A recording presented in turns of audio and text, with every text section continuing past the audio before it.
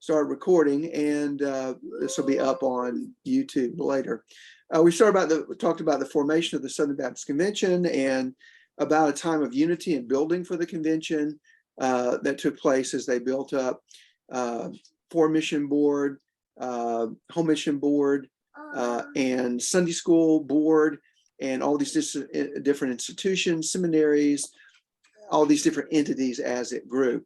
So today we're going to talk about going forward into the 20th century and changes that took place through that. So let me get this up. First I need to do share screen.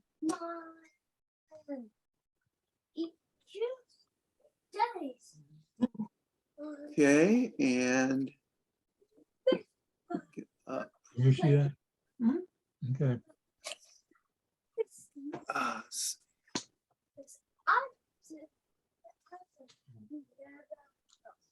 Okay. All right. So today we're going to focus on the 20th century struggle with fundamentalism. A key figure in that will be J. Frank Norris and the Independent Baptist movement, and then how that spills over into coming years. First is a word, fundamentalism, and that's a word that, hold on just a second.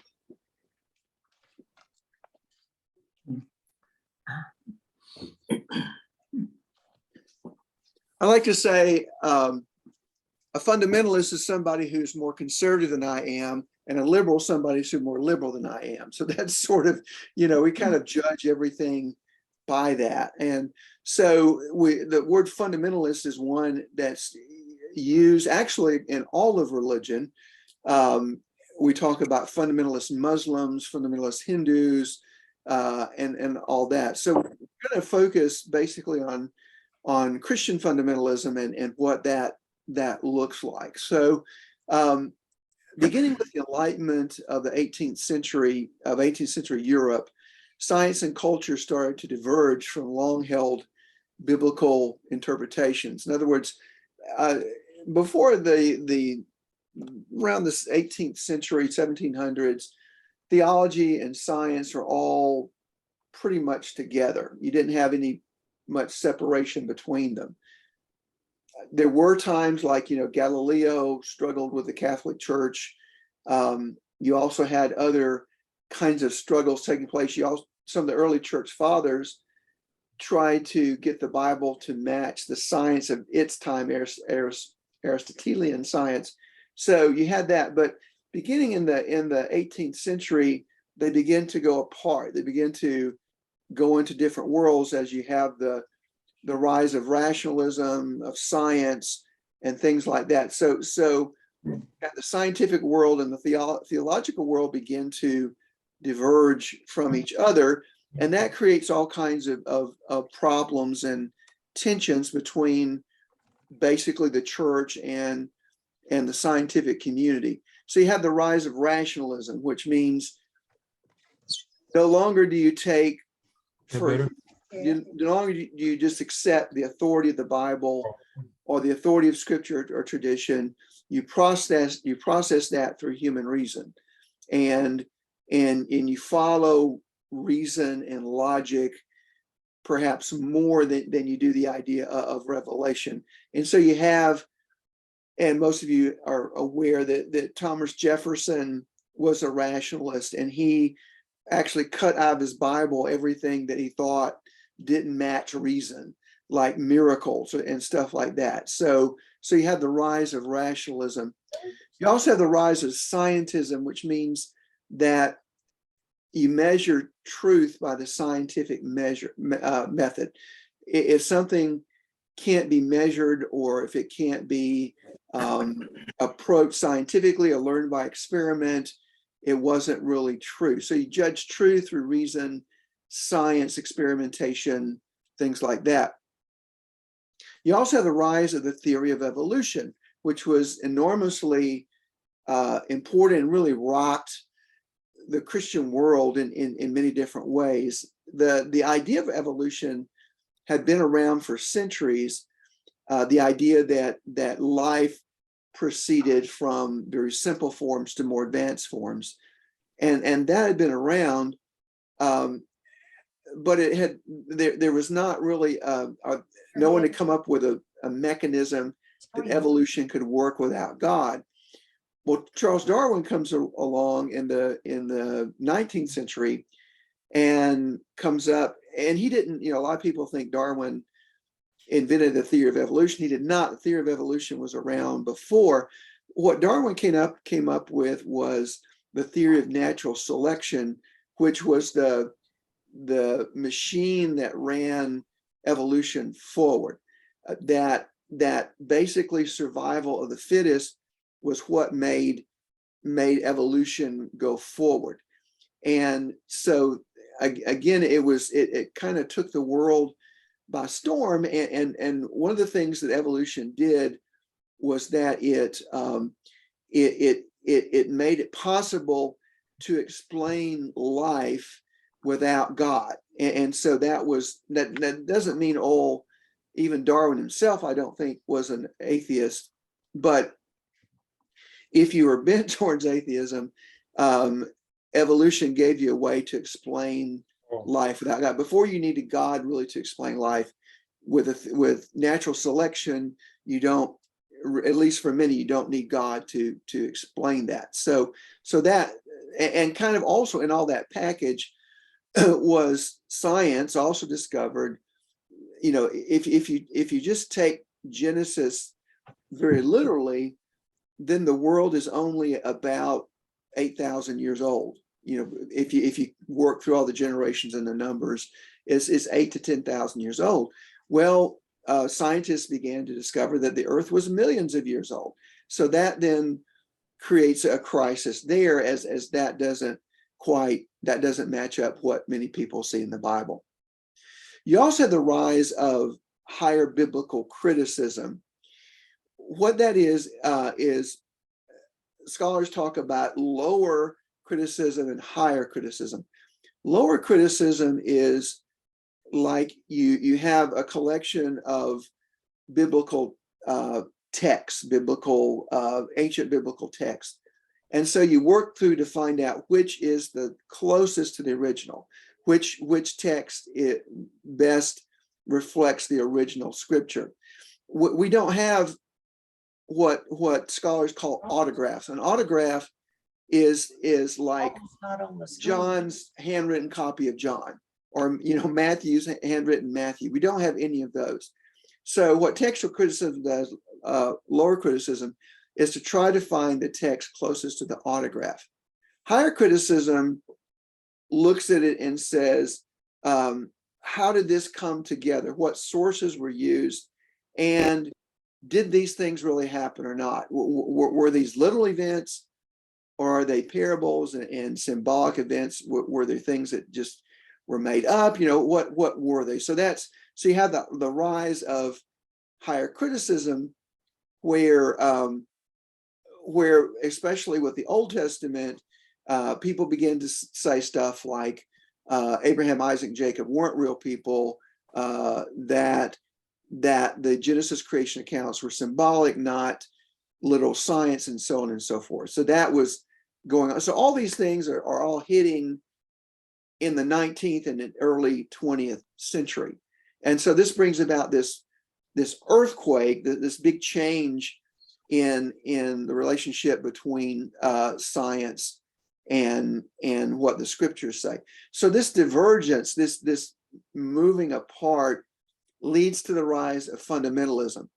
Now, there were varying responses to scientism and to the theory of evolution, everywhere from completely rejecting evolution to saying, well, maybe the evolution was God's way of doing creation, so on. So there are a lot of different responses, but fundamentalism had a specific response to those things. So this led to the rise of fundamentalism.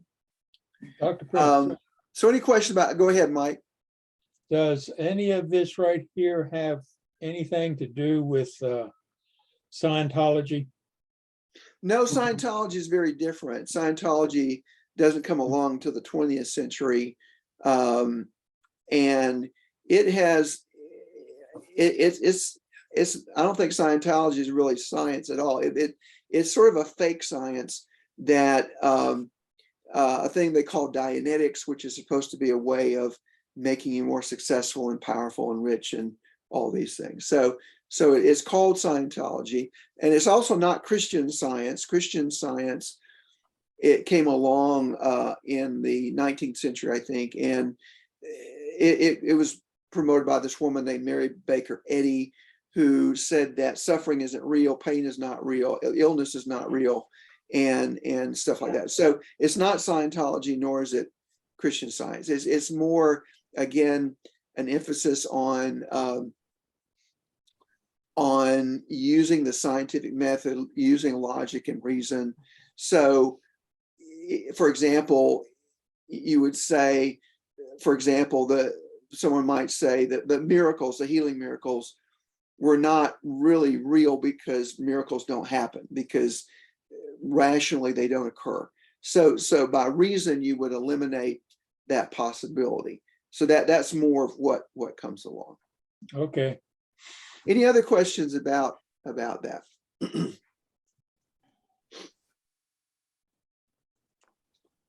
All right.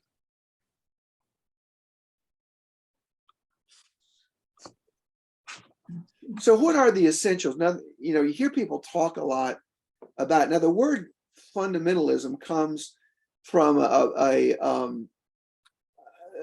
group of conservative Christians came together, and of course there were a lot of responses to, a lot of pushback against theory of evolution, scientism, all these things. So there was, in this pushback, groups came together to say, how do we respond to this? And so in one of their meetings, they came up with basically 5 fundamentals of fundamentals. What are the fundamentals? So a general definition is fundamentalism is a movement or attitude stressing strict and literal adherence to a set of basic principles. In other words, you got to be very strict and literally adhere. So that's a very general meaning. That's where you can talk about, again, Muslim fundamentalists, you can talk about educational fundamentalists, or whatever across the board. A refined definition of that for our purposes of our discussion is that it's a movement in the 20th century Protestantism that really goes back in the 19th century a bit, but it emphasizes the literally interpreted Bible as fundamental to Christian life and teaching. So 20th century Protestant fundamentalism says you must take everything in the Bible literally and as literally true, and you have to go with that. But there's also an attitude about fundamentalism, and that is it's characterized by harsh, and I emphasize the word harsh, militant opposition to culture and intolerance of anyone who doesn't adhere to the fundamentals. So you have, it's conservative, but it's a very aggressive and oftentimes mean-spirited form of conservatism. And again, it's characterized by harshness, by basically a lot of Christian fundamentalism is about fighting the culture, about battling the culture, and rejecting the culture. So that's a very important part of at least Christian fundamentalism as we come across it. Now, though lists vary, many scholars believe these are the 5 fundamentals. And they are the inspiration and inerrancy of the Bible. Now, we're going to talk about this word inerrancy, inerrant, in a moment, but this is the first time in Baptist history the word inerrant crops up, and it crops up in the fundamentalist community, that the Bible is inspired by God, by the Holy Spirit, and it's also inerrant, and it's without error in history, it's without error in science, it's without error in facts in any way. But we'll also see that this inerrancy is very qualified, and we'll talk about that in a moment. The virgin birth of Christ, the substitutionary atonement of Christ, which means that when Jesus died on the cross, he died in our place, that he took the penalty of sin on himself. The bodily resurrection of Christ, that Jesus really did raise from the dead, and the historicity of biblical miracles, which means that the biblical miracles really did happen, from Ezekiel making the axe head float, or rather Elijah making the axe head float, to the parting of the sea, to the healing, to the resurrection, right? All those things really did happen. So these are generally considered the five fundamentals of fundamentalism, and we'll work kind of through these as we go along. The word inerrant wasn't used in relation to the Bible until the 1880s. What's interesting to me is that prior to the time, it was more of a Catholic word. Back in the 1800s, the Catholic Church declared that the Pope was inerrant when he spoke ex cathedra, that is, from the chair, which means when the Pope made a theological pronouncement, when he was sitting on his throne in Rome, it was inerrant. It was without error. And it's almost, to me, like Protestant Christians said, well, you got an inerrant Pope, we got an inerrant Bible. That is without error. So, but I was going to, and it's important to understand, a lot of people misunderstand what people mean by inerrancy, because it doesn't really mean sometimes what preachers say it means, at least in the scholarly community. The inerrancy teaches the Bible is without error in its original manuscripts, or actually in the autographs. In other words, technically, people who teach inerrancy don't believe the Bible we have is inerrant. I know that's weird, but when you really dig back through it, they say the Bible is inerrant only in the Hebrew and Greek autographs, the ones that the Bible writers actually wrote, although they don't communicate that clearly a lot of times. When it's correctly interpreted, in other words, when Jesus is telling the parable of the Good Samaritan, well, that may not have happened, but it's still true. It's a parable, it's a story. All these different parables, lost son, they weren't historical stories in the sense that they really happened. So you have to, if something's a parable, it doesn't have to be literally true. So that's part of that. It has to be according to the genre of literature. In other words, you interpret it according to whether it's intended to be poetry or intended to be history or whatever it is. In its appropriate context. In other words, you can't just pick out a passage and throw it together with other passages and come up with something crazy. So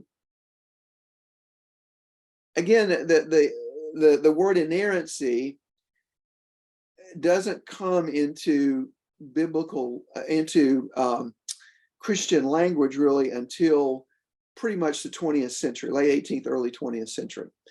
And you might ask, well, what words were used before? Well, the words used before were things like authoritative, inspired, infallible. Infallible basically means without fail. It doesn't fail in what it's aiming to do.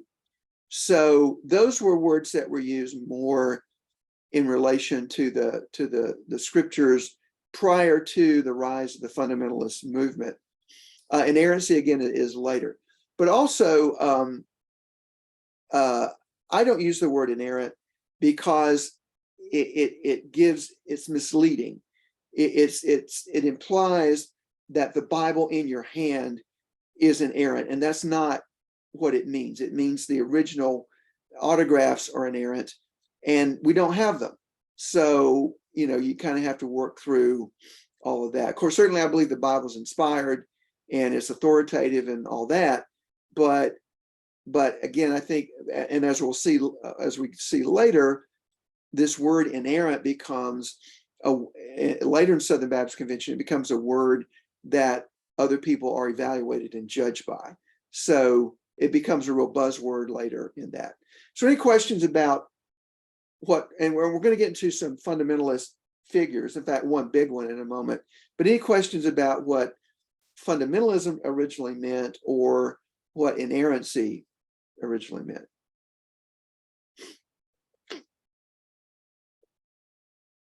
Okay.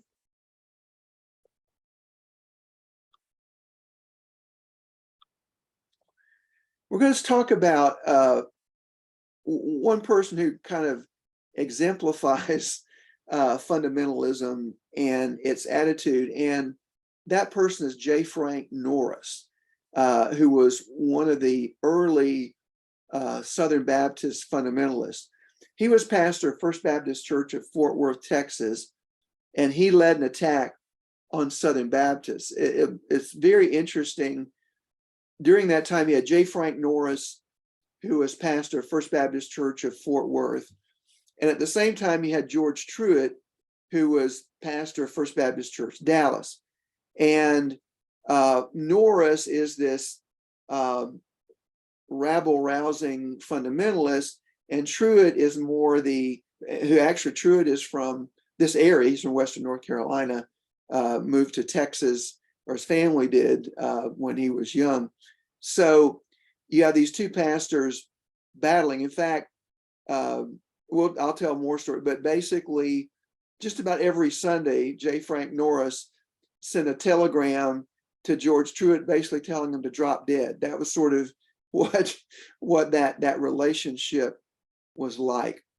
So he's at First Baptist Church, Fort Worth, and these are both prominent churches. And Dallas, Fort Worth, that you may not know, is a fairly short distance from each other, rival cities. By the late 1920s, Norris's church had more than 5,000 attending, which is pretty big. In fact, when I was in seminary, there were people around who still remembered J. Frank Norris, and they had all kinds of stories to tell. That, like, if their church was behind in budget, when they were meeting, he would literally have the doors chained shut until they collected enough offering to make their budget. I mean, he was that kind of guy. It amazed me that people would put up with that, but they loved it. I mean, it's just nuts. So Norris started this campaign that the Southern Baptist Convention accepted modern teachings on the Bible, evolution, and the church. And his primary concern was my school and the teaching. Of course, I wasn't there in the 1920s, but the teaching of evolution at Baylor University. And he was not just against Baylor, but he was also against Southwestern Seminary. He had his own rival seminary in Fort Worth. In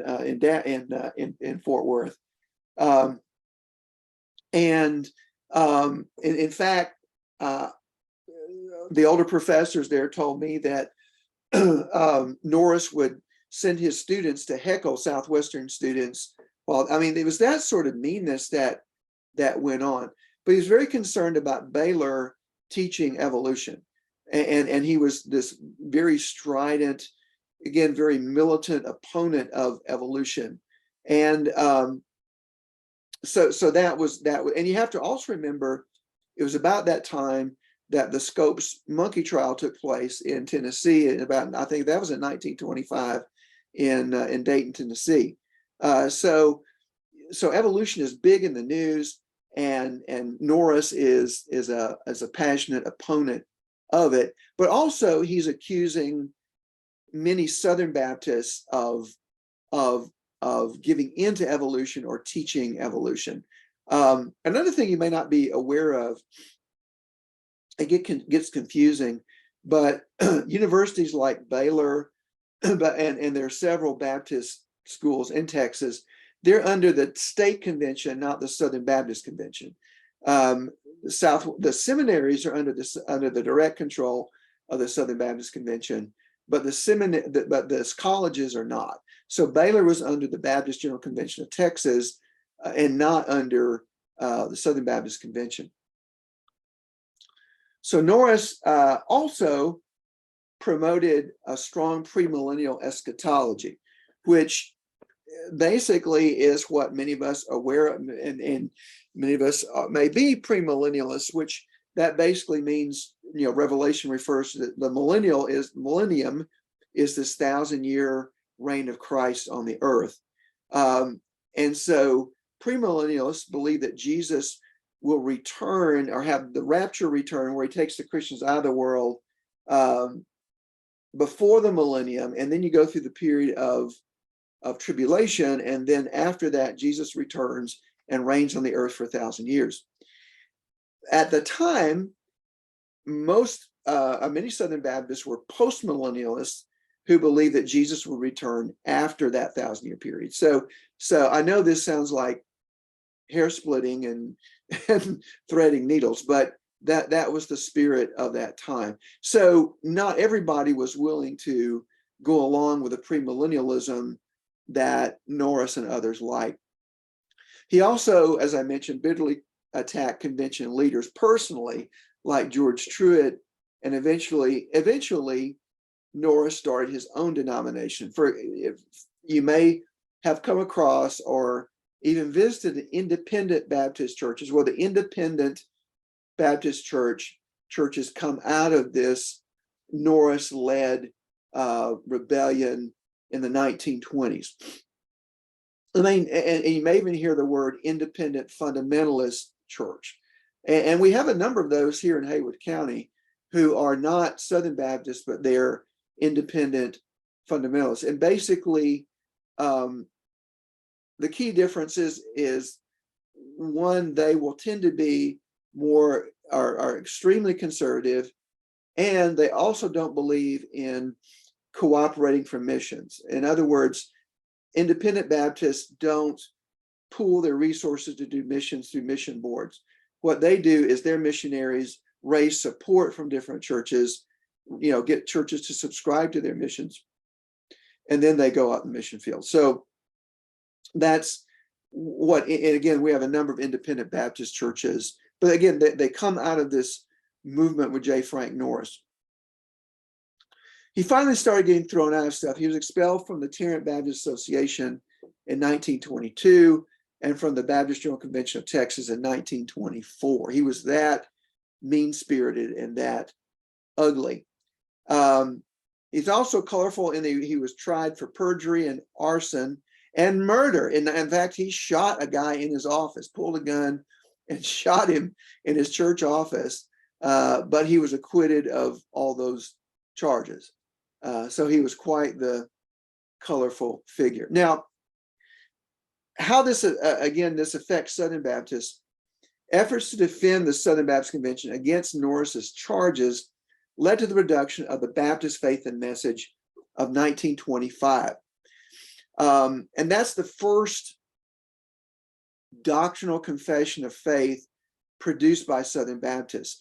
To me, it's fascinating that Southern Baptists did not have one confession of faith from 1835 until 1925, almost 100 years before they came up with a confession of faith. Now, again, and this is important also to Baptists, although it'll change some later, these are confessions of faith, not creeds. In other words, they say that these are what we believe as a group, but they're not binding on the group.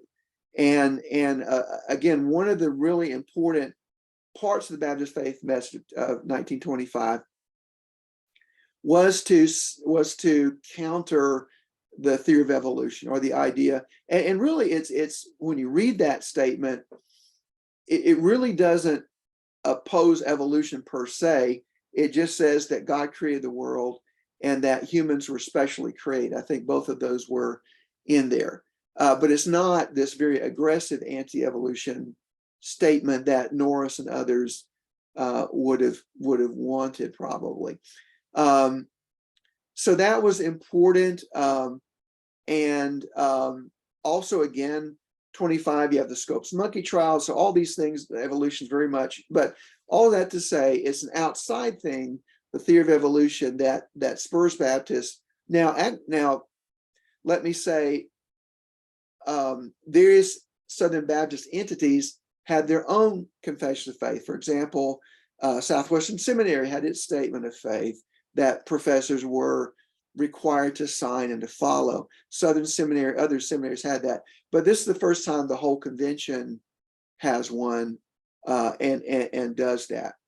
So Norris spurs a lot of that. So again, Frank Norris, a very important figure, and really kind of the father of people like Jerry Falwell later on, and other leaders today who are kind of who are of that very aggressive militant ilk of fundamentalism.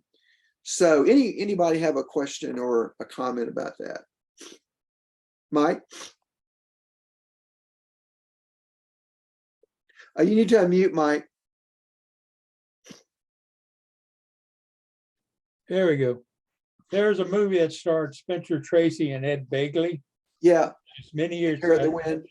Was this about the same thing, the monkey trials? Yes, the Hair at the Wind was about the Scopes monkey trial. And I think it kind of changes the name, but it was really famous. It was a huge deal. It was radio had just come along, newspapers, and it was a national sensation because and what's interesting is how it came about. Actually, the way it started was the various states like Tennessee were passing laws that evolution could not be taught in public schools, in the schools in the state. So Tennessee passed that, and then the ACLU was looking for a way to challenge that. So they found this teacher by the name of Scopes in Dayton, Tennessee, who said it's debate. Nobody really knows if he really did teach evolution, but he fessed up and said, "I taught evolution in school." So then what happens is you have this big trial, which brings in these heavyweights on the anti-evolution side. Is William Jennings Bryan, who is this very big, popular political figure at the time. And then on the other side is Clarence Darrow, who's one of the most well-known lawyers at the time. So these are these two superstars, really, of debate, politics, and all these things, who come together and debate. And really what gets the whole idea of whether, and actually Scopes was found guilty of teaching evolution, but it becomes this whole debate, and it's carried by newspapers nationally, and is really a big deal at the time. And although Scopes was convicted, many people believe that Darrow and the popularity theory of evolution actually won the publicity battle. They won the intellectual battle of that time. And actually, William Jennings Bryan died shortly after that trial. It was such a and it was in the summer and it's hot, and it was just a big deal. But yeah, but the movie Hair at the Wind is based on the Scopes trial of 1925, and again, William Jennings Bryan versus Clarence Darrow. I think Spencer Tracy played Clarence Darrow, and I can't remember who the guy was who played William Jennings Bryan. Was it Frederick March? I can't remember. Ed Begley was the one. Ed Begley. Yeah, Right. He was. Yeah. So any other questions about that? So I was just looking. So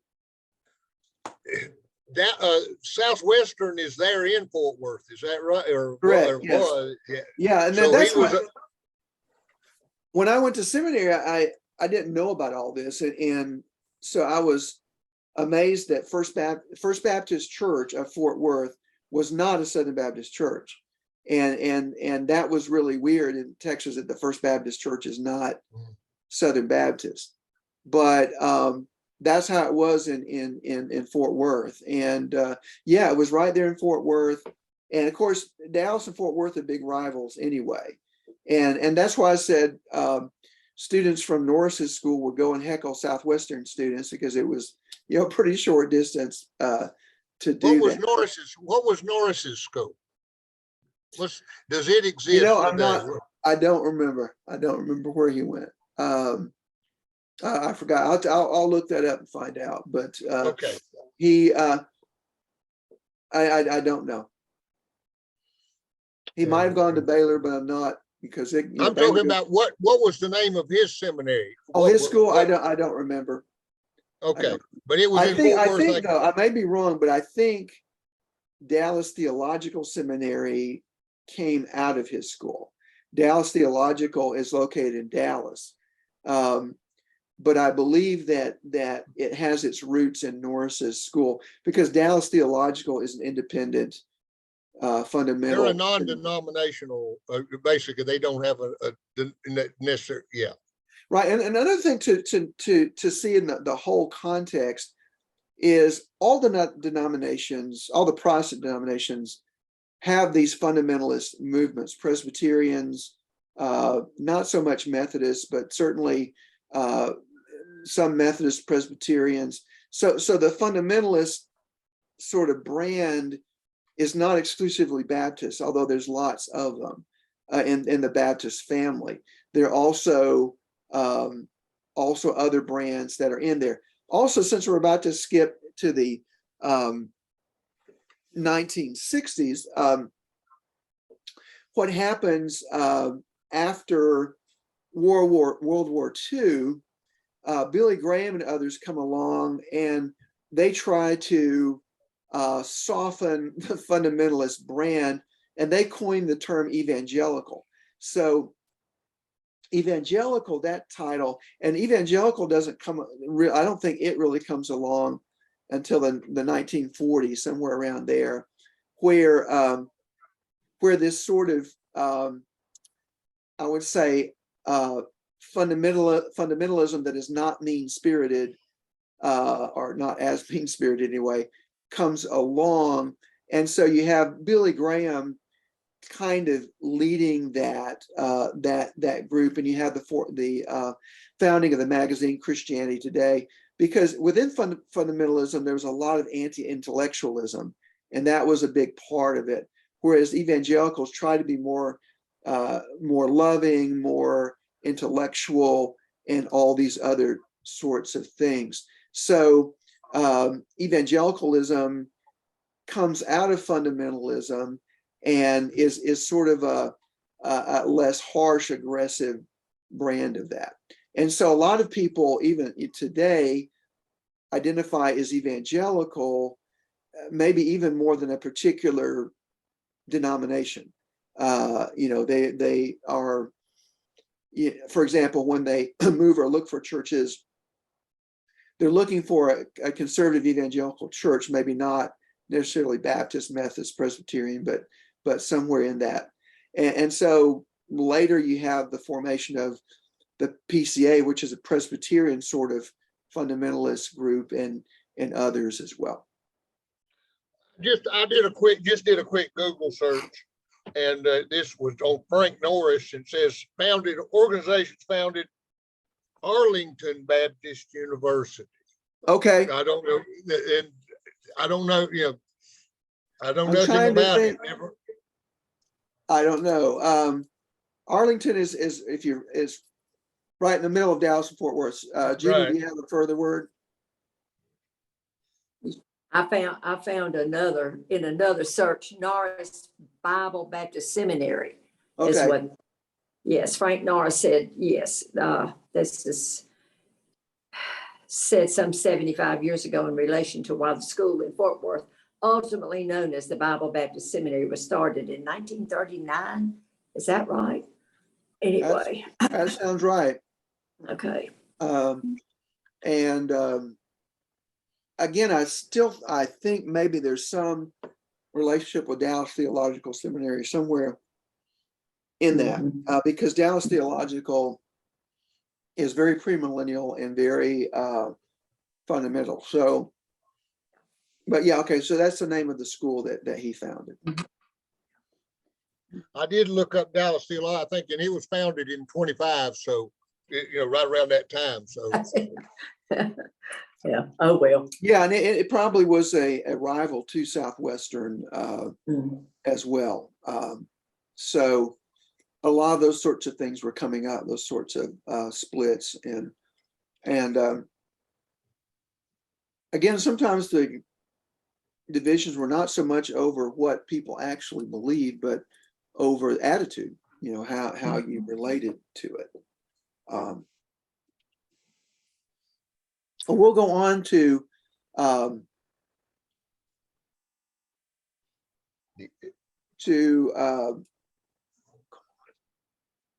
right, I'm sorry, I've got to try to get back to the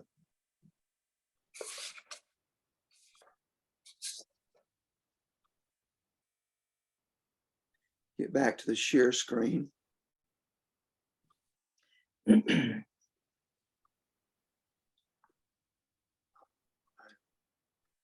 Get this restarted. Okay, the Eliot controversy. Ralph Eliot was a Hebrew professor at Midwestern Baptist Theological Seminary. The Southern Baptists developed 6 different seminaries, and Midwestern, I think, is in Kansas City. I'm not sure, but it's in Kansas, in the middle part of the country. And so Eliot was a Hebrew professor there. In 1961, the Sunday School Board published his book, The Message of Genesis. So this was a book, not a commentary per se, but a book that the Sunday School Board published. In his book, Eliot suggested that much of the book of Genesis was not historical. In other words, that I think he taught that Abraham, Isaac, and Jacob were not literal figures, but were kind of legendary figures that were passed down. And of course, a lot of Southern Baptists took exception to that, feeling that that was getting into modernism and modern biblical criticism and all these other things. So a movement began to stop the publication of the book and to remove Eliot from the faculty of Midwestern Seminary. So not only did they want to stop publishing the book, but they wanted to have Eliot fired. Conservatives won the battle as Sunday School Board agreed to stop the publication of the book, and Eliot was removed from the Midwestern faculty on a technicality. So people who opposed this actually won the battle. They were able to stop the book and to have Eliot removed. And again, controversy produces another Baptist Faith and Message. So the Baptist Faith and Message of 1963, which was very similar to the 25 document, was produced at that time in response to the Eliot controversy. Again, lining out where Southern Baptists were on that topic. Now, again, the Baptist Faith and Message of 63 is not, at that time, was not binding on churches or associations or anybody. They just were statements. This is what we believe. And again, each seminary had its own statements of faith that, for example, again, when I taught at Southwestern Seminary, I signed a statement of faith of that school, which was different from, very similar to, but different from the Baptist Faith and Message of 63. Anyway, the BFM 63 becomes a very wide statement of faith that becomes widely accepted across the convention. So that was the Eliot controversy. The next controversy is the Broadman Bible commentary controversy of 1969. In 1969, Broadman Press, which is a branch of the Sunday School Board, is the Sunday School Board's publication arm. They are putting out a series of Bible commentaries covering the whole Bible. And so they have trouble right off the bat with volume 1 of this commentary series. G. Hinton Davies, who was a professor at Oxford University, a Baptist, British Baptist, wrote the commentary on Genesis. Again, Genesis is the flashpoint. His commentary adopted some views of Genesis that fundamentalists found unacceptable. I don't think it was quite as far out as Davies' book, but a number of fundamentalists did not like what was in this commentary. So at the 1970 Southern Baptist Convention in Denver, Colorado, messengers voted by a wide margin to ask the Sunday School Board to recall Volume 1. In other words, to stop printing that and to pull it off shelves, pull it back in, and have it rewritten from a more conservative standpoint. So that the messengers voted again to do, conservatives won that battle, saying to pull that in and redo the commentary. The board first asked Davies to do it, but when he refused, Broadman commissioned Clyde Francisco of Southern Seminary to write it. So later, in 1973, Broadman published Volume 1 revised of the Broadman Bible Commentary series, which was written by Clyde Francisco, which Francisco's volume was somewhat more conservative than that of Davies when that was produced. So in fact, I just happened to look on eBay this week trying to find the original Volume 1 of Broadman Bible Commentary, and its asking price was about $400. So if you can find a Volume 1 not revised of the Broadman Bible Commentary, you have a valuable book. So again, we have this struggle. We don't have a New Baptist Faith and Message produced, but we do have the struggle coming about. So the next thing that happens going into the 20th century, beyond the 1970s, is the battle within the Southern Baptist Convention, where conservatives like to call it the conservative resurgence. I like to call it fundamentalist takeover, because I think it's more kind of what happened in the context of that. So you have to remember all these controversies from the 60s and 70s, and many of the fundamentalists, or the more conservative people, thought that they were winning these battles, but they were losing the war. And they felt that the convention was on this course of drift towards liberalism that they felt would kill the convention, would kill Christ's work through Southern Baptists. So one of the first organizations founded was a group called the Baptist Faith and Message Fellowship.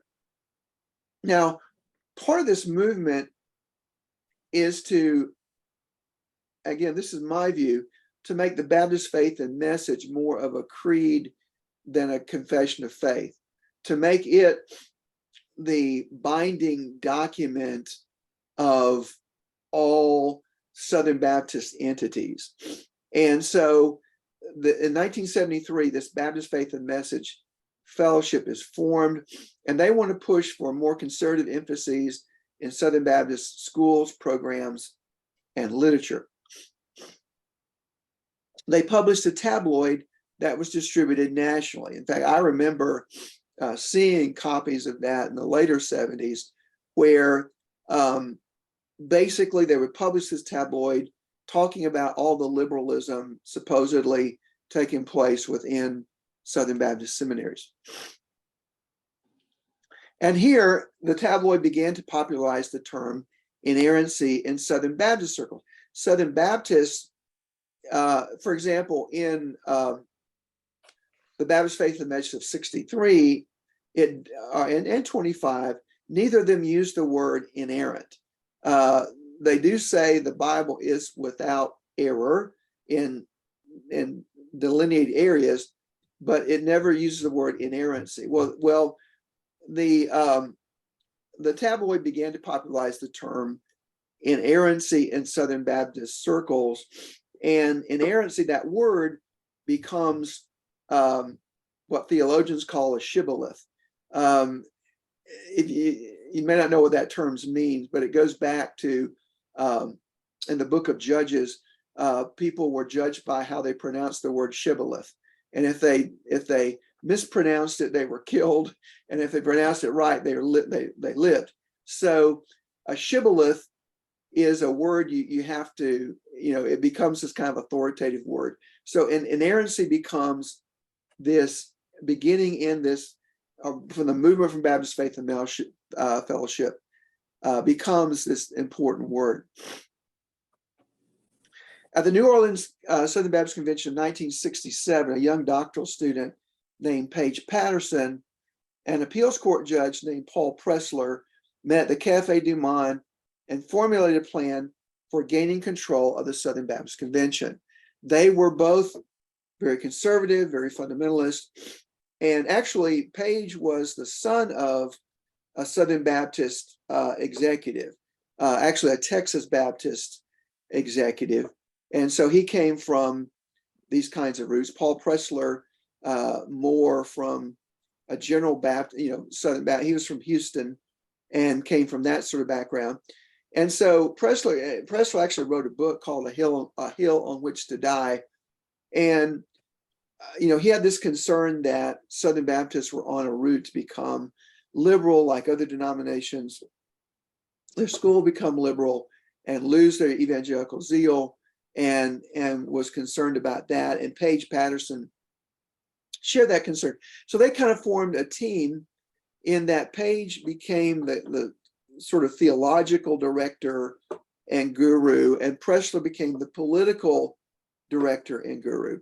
And so what you have for the first time is a political plan for gaining control of the Southern Baptist Convention. And what the plan they formulated was, it centered on the election of the president of the Southern Baptist Convention. The president of the Southern Baptist Convention had very little power, but the one power that he had was to appoint the committee on nomination. In other words, the committee, he appointed the committee that nominated the committee that then nominated people to serve on different Baptist boards, which included seminary trustees, Sunday school board, all foreign mission board, then at that time home mission board, all these different groups. So the president had this appointed power, and if they could control who was elected president, then they could control eventually the whole. If they could keep electing the right kind of presidents, they could control who got on these boards and could control the direction of the convention. So here's a picture of Paul Pressler when he was younger, and a picture of Paige Patterson when he was a bit older. So their plan it started in the early 70s, again, using things like the Baptist Faith and Message Fellowship. They did a lot of planning and working, and then the fruit of their plan really came together in 1979. And what they did was that another group that was important was the Pastors Conference. The Pastors Conference met before the Southern Baptist Convention met. So they got control of the Pastors Conference, and the speakers there attacked the Southern Baptist Convention seminaries and brought a hostile kind of spirit to the convention. Also, for the first time, you had people being bussed in. In other words, the convention used to be a really fun time of getting together, kind of reunion. The leadership, I guess, for lack of a better word, was kind of a good old boy network where you got elected president as a kind of a reward for denominational work and service as a pastor. So that's kind of how all it was. But it began to flip over into more of a political sort of thing where you had to adhere to the goals of this Patterson-Pressler coalition. And so you had these attacks, this hostile spirit, all these things that were going on. And so what happened was churches, the Patterson-Pressler group organized politically, where they had zone captains and they had people working to get the turnout from different areas. And I'll tell you a couple of stories later about stuff that went on. But there was a lot of, I hate to say it, there was really a lot of cheating, a lot of fraudulent activity that went on to get certain messengers there and have them have power. Adrian Rogers in 1979 was elected SBC president on the first ballot. And it's there that the first time this kind of alarm bell goes off that this political thing is taking place at the convention. Again, at that convention, the word inerrancy came into prominence for the first time at the Southern Baptist Convention. It became, again, the shibboleth, this important test word that people had to use to describe the Bible. So then Rogers used his appointed powers in relation to the Committee on Committees to make sure that persons loyal to Patterson-Pressler were elected to boards. And so what happened at that point is these newly elected trustees would have what they called the meeting before the meeting. They would get together, let's say Southwestern Seminary trustees were meeting on a Tuesday. Well, there would be a meeting before the meeting on Monday of people loyal to Patterson-Pressler, and they would plan what they would do at the trustee meeting. So they did all this planning, and they had caucuses to determine what would happen at the seminaries and other institutions. At first, a lot of moderates were unconcerned because they said, oh, the convention swings back and forth, and so this is just a swing in this way, and one day it'll swing back the other way. But eventually, through retirements and firings, the Patterson-Pressler group gained control of all Southern Baptist Convention institutional heads by the mid-1990s. They fired some presidents, they forced some presidents out, they forced other people out, forced Keith Parks out at the Foreign Mission Board and other heads to get their people in. And again, I lived through a lot of that. I went to every Southern Baptist Convention from 85 to, well, really the early 2000s. So I saw a lot of these. It was, I'll tell you, when it was in San Antonio, our church hosted a choir from Baylor who were going to sing at the Southern Baptist Convention that week. And so some of our members hosted the kids in our homes, you know, the night they stayed overnight in our homes. And one of our members had a kid in tears because what happened was this college kids pastor had her change her membership from their church to another church so she could go as a messenger from the other church and vote for the Patterson-Pressler leader. Those were the kinds of things that went on with the busing in, with all of that. So it became a very, and all the votes were pretty close. I mean, each year the president vote was like 52 to 48, something like that in terms of percentage. But the Patterson-Pressler group proceeded like they had a big majority, and so all the changes came about. So in 1998, the Southern Baptist Convention adopted a revised version of the Baptist Faith and Message. This becomes the Baptist Faith and Message of 1998. And its key thing was it added a statement on the family that emphasized that wives should submit to their husbands. That was what was unprecedented about that is that sort of thing stayed out of Baptist confessions of faith. They mainly were, main theological statements. Well, now they're getting more into the family, and really a big concern of the fundamentalists were the role of women in the home, the role of women in the church.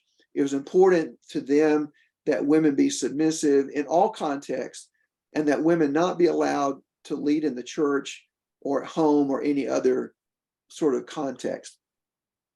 So then in 2000, the SB, so again, no Baptist Confession of Faith from 1835 to 1835 to 1963, and then one in 25, then one in 25 and 63, and then we have two within a couple of years of each other. So the 2000 statement weakened the high Christology in the statement of the scriptures. It changed the preamble to make the Baptist faith and message appear to be more authoritative. And it said for the first time that the office of pastor was limited to men, that only men could be a pastor, and we'll talk a moment. There's a debate over what that means. In fact, there was debate at the last Southern Baptist Convention that just took place over what that means. So I'm going to stop there. I know I threw a lot at you through that, but that was what that's sort of that condenses a couple decades of struggle there within the Southern Baptist Convention, and kind of lands it around 2000. And so inerrancy again becomes this big word, and also the Patterson-Pressler group believed that once the Southern Baptist Convention became truly conservative, the way they thought it would really grow, would have revival, and all these really good things would happen. And we'll talk more about the fallout of that next week. But that kind of gives you a picture of what went on, and the stuff that took place with that takeover, and kind of the roots of fundamentalism and all that. So anybody have anything that you would like to ask about that or comment on that, or anything you may have witnessed yourself? Mike? I don't understand why. All this sounds like a bunch of politics and power play. Well, and I think you have to see it in the context of, it was politics, absolutely. And it was also tied to secular politics in that all this takes place about 1980. And the country as a whole is turning more conservative. There becomes, again, more political involvement. You have the moral majority also coming up at that time, Jerry Falwell's group. So this political involvement, again, politics takes place within the convention, and then the tie-in with national politics and with things like the moral majority. All that is kind of related to what was happening within the Southern Baptist Convention. Would you say that there was a lot of personal gain in play here? I don't want personal gain. I would say power gain, yes, and not. I don't think monetary. I don't know anybody made much money off of it, but definitely, although control of millions of dollars of SBC assets was at play, when you count all the seminary properties and everything else that the convention had. Well, the question I have is, I wonder if Jesus came back today and looked at the church that we have today, what he would say and what he would think about it. Right. Well, and many of those in this group would say, well, we're trying to get the convention back to what Baptist roots were. One other thing I wanted to say that you helped me remember was, if I could, you've been looking at Baptist history, and the whole time we've seen that Baptists are and have been a very diverse group. And so what held them together? Well, what held the Southern Baptist Convention together for a long time was missions. They would fight at the convention, and at the end, they would all hold hands for missions, and they would come together for that. Well, key thing about Patterson-Pressler was they decided that was no longer enough. The shift was from missions to doctrinal conformity. In other words, they wanted to make doctrinal conformity the glue that held the convention together, not missions. And so, to give an illustration, the first Southern Baptist Convention I went to was in 1978 in Atlanta. And it was a great experience, although some of this was starting to rumble up, in that they had nominated Anita Bryant to be a vice president because she had fought against gays in Florida. So there was that, but up until that point, the biggest night of the Southern Baptist Convention was Foreign Missions Night. That was the big thing. I mean, when I went, the place was packed. Jeanette Cliff George, who had recently starred in The Hiding Place, did a dramatic monologue. And so everything was focused on missions. Flash forward about 12 years after that, the big thing became the election of the president. That was when the big crowd was there. And on Foreign Missions Night, it was like a BB in a boxcar. You know, that was gone. So that kind of shows the shift between doctrinal conformity, from missions to doctrinal conformity.